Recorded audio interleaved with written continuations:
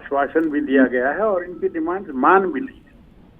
और मैं आपके माध्यम से हरियाणा की जनता को, अपने डॉक्टर भाइयों को, क्योंकि मैं स्वयं भी डॉक्टर हूँ जी, मैंने 10-11 साल HCMS में नौकरी भी की है और मैं MO भी रहा, मैं SMO भी रहा और मैंने प्रैक्टिस भी की। मैं डॉक्टर्स के दर्द को समझता हूँ और इसीलिए ये सब चीजें जो इनकी मांग थी वो जेन्युइन थी और हमने उनको काफी हद तक माना है, इन्होंने स्वीकार भी किया है।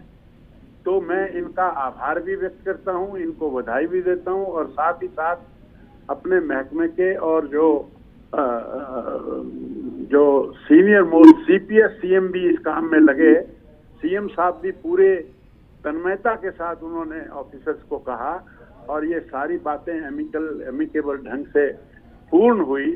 तो मैं इनका आभार व्यक्त करते हुए इनको बधाई देता हूं, इनका अभिनंदन करता हूं। बिल्कुल मंत्री जी, आपने ये कहा कि आपने काफी हद तक इनकी मांगों को माना है, यानी कि सारी मांगे नहीं मानी गई हैं, पूरी मांगे नहीं मानी गई हैं? ऐसा नहीं होता, कोई भी चीज इन टोटलिटी 100% कभी भी नहीं होती जी। उसकी कई दफा परिस्थितियों को देखते हुए फॉर्म बदलती है और वो जो फॉर्म बदलती है वो सहमति से बदलती है। तो जब सहमति से बदलती है तो वो सारी में ही आ गई। 4 प्रमुख मांगे थी इनकी, सबसे ज्यादा अलाउंस को लेकर थी, बॉन्ड को लेकर थी, जो इनका स्पेशलाइज्ड कैडर वाली बात थी वो थी, और एक SMO की सीधी भर्ती। चारों पर ही आपसी पूर्ण सहमति हो गई है। तो कब तक इनकी मांगों को लागू कर दिया जाएगा या कब तक वो इम्प्लीमेंट हो जाएंगी? हो जाएंगी, शीघ्र हो जाएंगी। इतना समय लेकिन बिल्कुल, लेकिन डॉक्टर गुप्ता मैं आपसे ये जानना चाहती हूँ, इतना समय लगा क्यों इनकी मांगों को मानने में? जैसा कि आपने खुद भी कहा, आप खुद भी डॉक्टर हैं और इस सेवा के तहत काम भी कर चुके हैं। मेरी बात समझिए, कई दफा क्या होता है कि मांग जेन्युइन होती है लेकिन सरकार के अपने रिसोर्सेज भी होते हैं। घर में भी, परिवार में भी पुत्र को कोई चीज मांगता है। डॉक्टर्स ने आपने इन लोगों से अपील की थी कि आप हड़ताल पर ना जाएं, सरकार आपकी मांगों पर ध्यान दे रही है, बावजूद इसके डॉक्टर्स हड़ताल पर गए, तो ये एक प्रेशर टैक्टिक हुई। और कोई बात नहीं जी, बच्चे हैं हमारे छोटे भाई हैं, क्या हो गया फिर?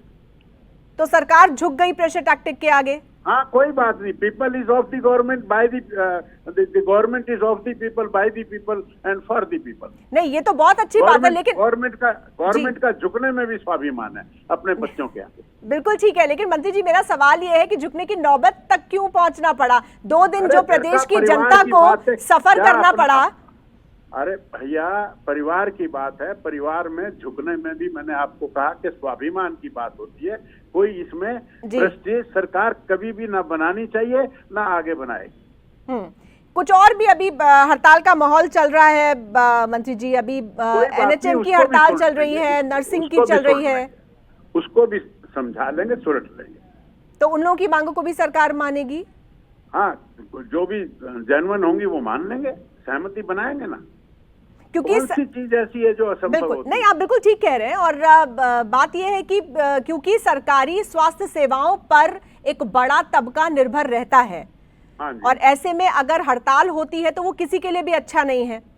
खासकर मरीजों को बहुत ज्यादा परेशान होना पड़ता है। पिछले 2 दिन से स्वास्थ्य सेवाओं पर काफी ज्यादा प्रभाव पड़ा पूरे प्रदेश में। देखिए, ये डेमोक्रेसी है, डेमोक्रेसी में हर आदमी को अपनी बात रखने का अधिकार है और उसमें कई दफा भिन्नता आती है। सरकार में जो एम्प्लॉयर होता है, उनके जो एम्प्लॉइज होते हैं, वो एक परिवार का रिश्ता होता है। थोड़ा बहुत कहा सुनी भी होती है, थोड़ी बहुत डिमांड भी मांगी जाती है, कई दफा मानी जाती है, कई दफा नहीं मानी जाती। ये एक जीवन का हिस्सा है। नहीं, बिल्कुल ठीक है। तो सरकार ने तो काफी दरियादिली दिखाई, लेकिन मेरा कहने का मतलब ये था कि अगर इस तरह की प्रेशर टैक्टिक्स होती हैं तो फिर आगे के लिए ये एक अच्छी परंपरा नहीं बनती है। फिर सभी को ये लगता है कि हड़ताल करो और अपनी मांगे मनवा कर ले जाओ। आपका कहना है कि हमें बातचीत नहीं करनी चाहिए थी? नहीं, बिल्कुल करनी चाहिए थी। नहीं, ऐसी बात नहीं है, बातचीत करनी चाहिए थी। हमारा कहना यह है कि हड़ताल की नौबत नहीं आनी चाहिए थी। हाँ, नहीं आनी चाहिए, मैं आपकी बात से सहमत हूँ जी। तो एनएचएम और बाकी लोग जो नर्सिंग स्टाफ जो हड़ताल पर है उनके लिए हमारे सभी सीनियर जो ऑफिसर्स हैं जी वो सब लगे हुए हैं और ये सब हमारा परिवार है और हम इनका ध्यान रखेंगे